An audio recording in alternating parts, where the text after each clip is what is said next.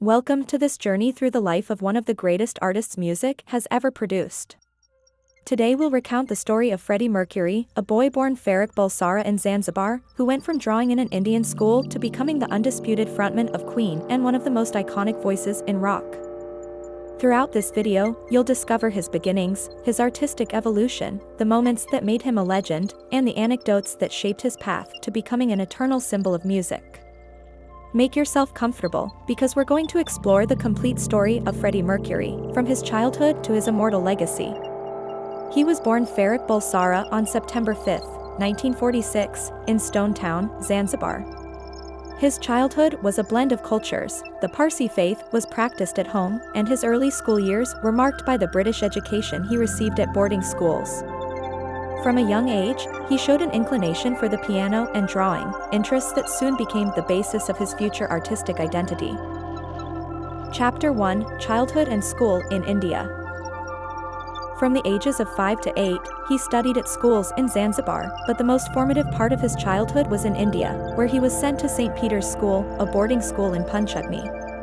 There, he integrated into a British environment of academic discipline and extracurricular activities that fostered his musical interest. At St. Peter's, he played piano, participated in choirs, and formed his first school band, the Hectics. It was during these years that young Farrokh learned to move on stage and combine music with theatricality. Anecdote: at boarding school, Farrokh not only played music, he also excelled at drawing posters and designs. These graphic skills would become a concrete contribution decades later. He participated in the design of Queen's logo, applying his artistic training to the band's visual universe. Chapter 2: Family exile and arrival in England. In 1964, amidst the political turmoil in Zanzibar, the Bulsara family moved to England. The move marked a turning point. Farrokh settled in Middlesex and was confronted by a new city and a vibrant musical culture. To gain entry into the artistic field, he studied at Isleworth Polytechnic and later earned a place at Ealing Art College, where he studied graphic design. This training not only gave him practical tools, it also provided him with the aesthetic that he would later apply to his public performance and the iconography of Queen. Anecdote: living in London, he worked in modest jobs, including selling clothes, and shared apartments with other students and musicians. This exposure to fashion and the street nourished his taste for image and the striking stage presence that he would make his own in Queen. Chapter 3: The early groups, from the Hectics to Ibex, Wreckage and Sour Milk Sea. After arriving in England, Freddie played in several bands that honed his craft. His first documented group was the Hectics in India, but back in the UK, he joined bands like Ibex, a group that later changed its name to Wreckage, and Sour Milk Sea, a short-lived band influenced by rock and blues. These periods were essential for Freddie to gain live experience, learn how to put together a set list, and lead a band with both vocals and keyboards. Integrated anecdote: at a gig with Ibex, Freddie demonstrated his ability to learn and work quickly. He knew the group's repertoire in just a few days and appeared on stage with confidence, which already earned him a reputation as a natural frontman among his colleagues, a quality that would later be decisive for the formation and success of Queen. Chapter 4: From audition to the formation of Queen. Towards the end of 1969 and the beginning of 1970, Freddie met Brian May and Roger Taylor, then playing in Smile, and the chemistry was immediate. After the vocalist left Smile, Freddie began collaborating with May and Taylor. John Deacon joined shortly after, and the group took its definitive form as we know it today, Queen. Freddie, who had already refined his stage persona and flair for the dramatic, brought a wide vocal range, a sense of theatricality, and an aesthetic vision that defined the band's identity. Integrated anecdote: the band's early concerts were warm and experimental. At some early gigs, it's said, Freddie would already play with the audience, testing out interactions, applause, gestures, small dramatizations, which he would later refine to become his signature stadium signatures. This early practice of directing the audience was part of the band's collective learning process. Chapter 5: The First Records and the Construction of a Sound, 1971 to 1975. Queen's early albums combined heavy metal, progressive rock, and Baroque elements. Their compositional ambition was evident from the debut. Freddie, with his artistic training, contributed not only his vocals but also production and arrangement ideas. In 1974, the song A Killer Queen already demonstrated the blend of irony, pop refinement, and melodic ability that would become the band's hallmark. In 1975, with A Night at the Opera, Queen raised that ambition even further. Bohemian Rhapsody exploded into a multifaceted work, combining operetta, rock, and studio experimentation. Integrated anecdote. During the recording of A Bohemian Rhapsody, Freddie and the band experimented with overdubbing techniques and vocal arrangements that required patience and hours in the studio. It's said that layering vocals and planning the vocal setup was something the engineers and the band themselves hadn't done on such a scale before, and that Freddie insisted on fine-tuning every detail until they achieved the desired dramatic effect. Chapter 6: Consolidation, Anthems, and the Art of Connecting with the Public, 1976 to 1985. After A Night at the Opera, Queen racked up anthems that cemented their status: Somebody to Love, We Are the Champions, Don't Stop Me Now, and other songs that blended instrumental virtuosity and choruses designed for stadiums. Freddie didn't just write and sing, he designed moments of audience and spectacle: how to call for the clap, when to lower his voice to elicit a response from the audience, how to turn a chorus into an act of community.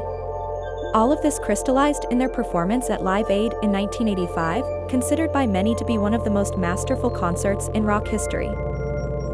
Integrated anecdote. In the days leading up to Live Aid, Freddie and the band rehearsed a compressed and carefully studied set. On stage, his famous clap maneuver during Radio GAGA wasn't an improvised gesture but an interaction technique developed by Freddie to synchronize and elevate the audience's response. This stage precision was the result of years of rehearsing small routines in smaller venues. Chapter 7: Extra Projects and the Vocation for the Theatrical, 1985 to 1990. Alongside Queen, Freddie developed solo projects that allowed him to explore different sounds. In 1985, he released Mr. Bad Guy, an album with pop and electronic arrangements. In 1988, he released Barcelona with soprano Montserrat Cabal, a project that combined rock and opera and demonstrated his ambition to transcend genres and create highly dramatic pieces.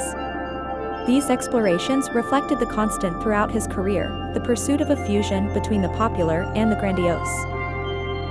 Integrated anecdote. The collaboration with Montserrat Cabal arose from mutual admiration. Montserrat remembered Freddie's passion for opera and his enormous respect for the lyrical craft. For Freddie, the project wasn't a whim, it was a transparent demonstration that his fascination with theatricality knew no bounds. Chapter 8: The Last Years of Creation and Illness, 1987 to 1991. In the late 1980s, Freddie began to experience health problems, but he maintained his private life and continued working. In the studio with Queen, the desire to continue creating blended with the need to keep his private life private. The album Innuendo, 1991, contains lyrics and soundscapes that many interpreted as a look at fragility and the end. Freddie prioritized music until his final days, leaving behind material that the band and his collaborators would complete after his death. Integrated anecdote. During recording sessions in his later years, Freddie often brought his cats into the studio or commented on his affection for them, a testament to his affection amid creative intensity and professional pressure. This affection for his animals was well known among those who worked with him. Chapter 9: Death, Tribute and Legacy. On November 23, 1991, Freddie announced his condition, and on November 24, he died in London. The global reaction was massive: tributes, articles, special programs, and renewed interest in his work. Queen published posthumous works, and his figure was cemented as a cultural, vocal, and social icon. His influence spans generations, both for the quality of his compositions and for his ability to transform a concert into popular theater. Why does Freddie still matter? Freddie Mercury matters because he united voice, theater, and design in a single artistic practice. He mastered wide vocal registers, wrote songs that functioned as small dramatic pieces, and curated the aesthetics of his project down to the smallest detail.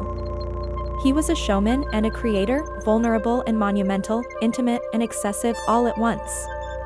This tension is what continues to move us today. We hear not just songs, but entire scenes that invite us to experience them.